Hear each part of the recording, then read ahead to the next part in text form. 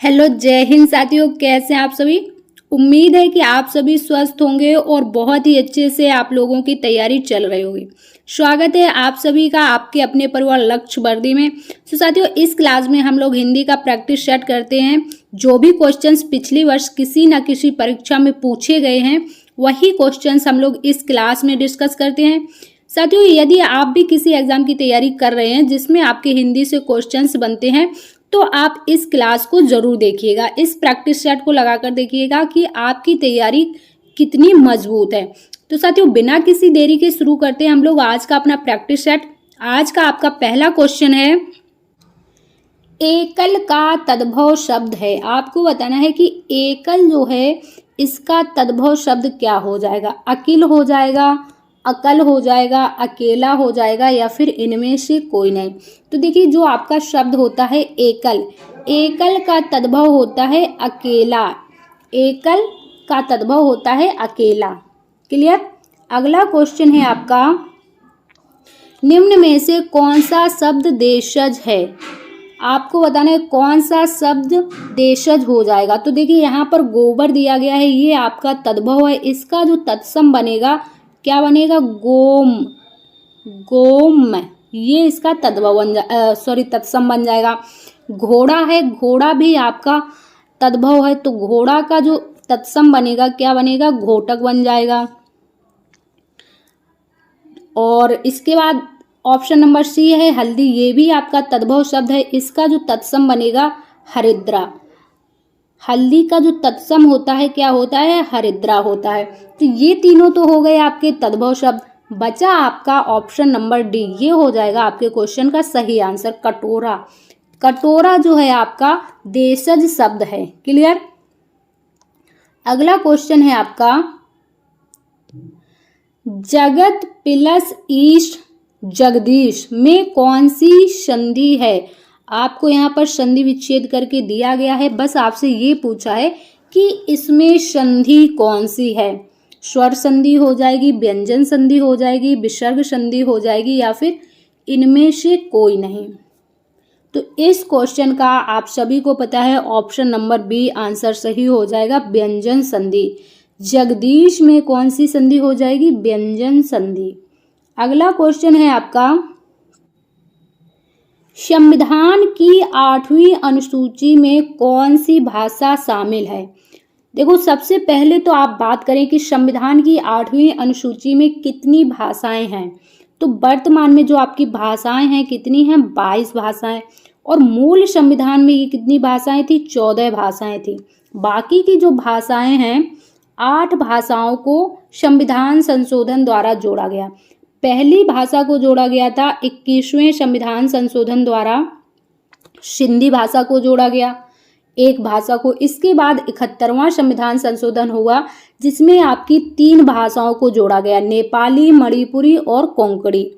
इसके बाद आपका 92वां संविधान संशोधन होता है जिसमें आपकी 4 भाषाओं को जोड़ा जाता है, बोडो, संथाली, मैथिली और डोंगरी। ये 4 भाषाओं को जोड़ा जाता है। आप समझ गए कैसे जोड़ी। देखो, 21वें संविधान संशोधन द्वारा एक भाषा को जोड़ा गया।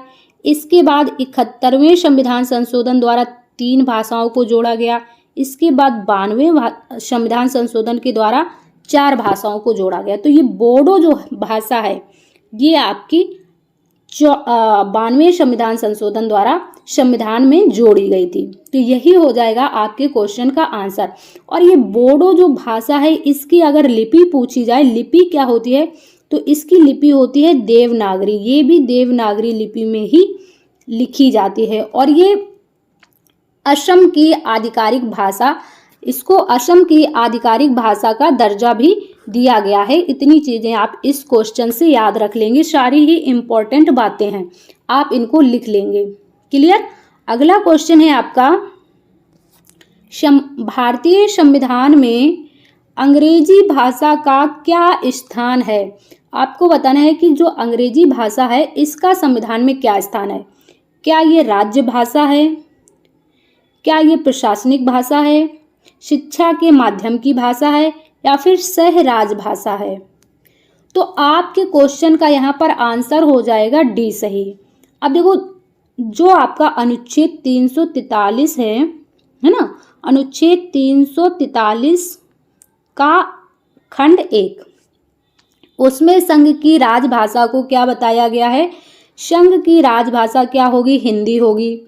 लेकिन जब आपका संविधान लागू हुआ था तो 15 वर्षों के लिए 15 वर्षों के लिए अंग्रेजी को सह राजभाषा के रूप में चुना गया था, है ना।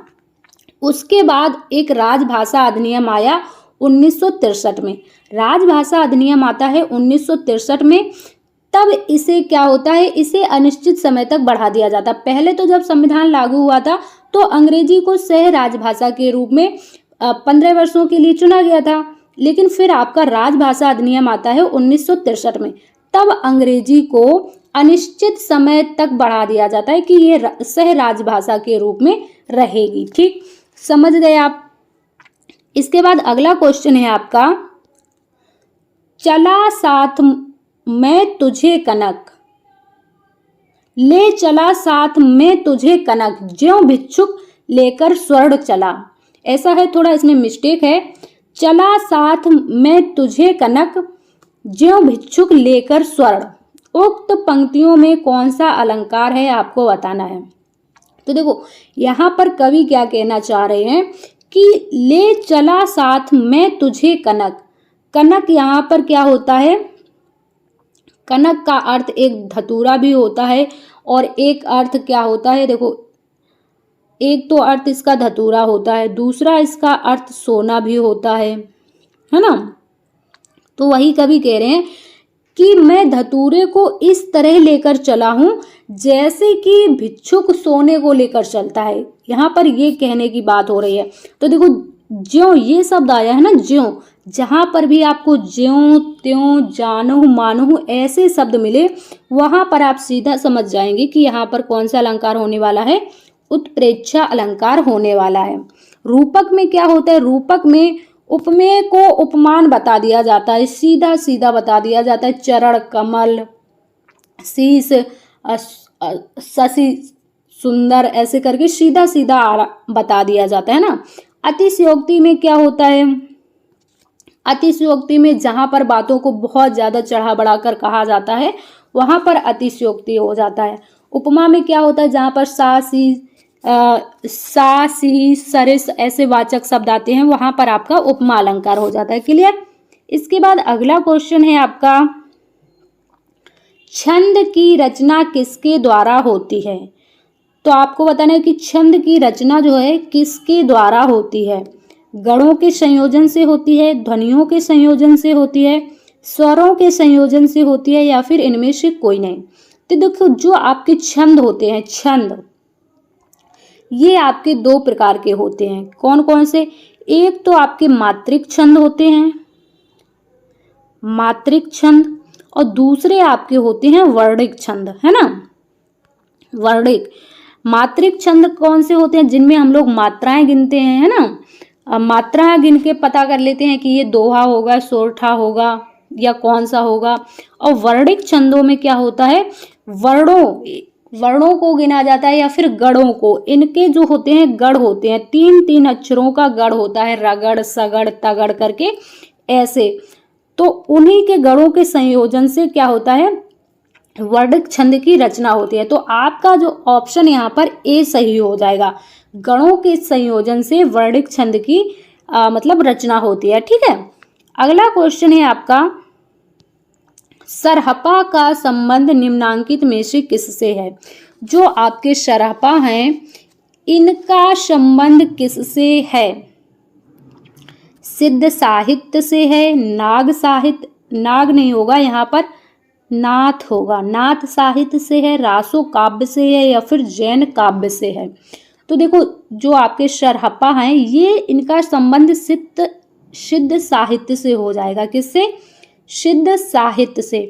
और सरहपा को यदि आपसे क्वेश्चन पूछ लिया जाए, सरहपा को प्रथम कवि किसने कहा?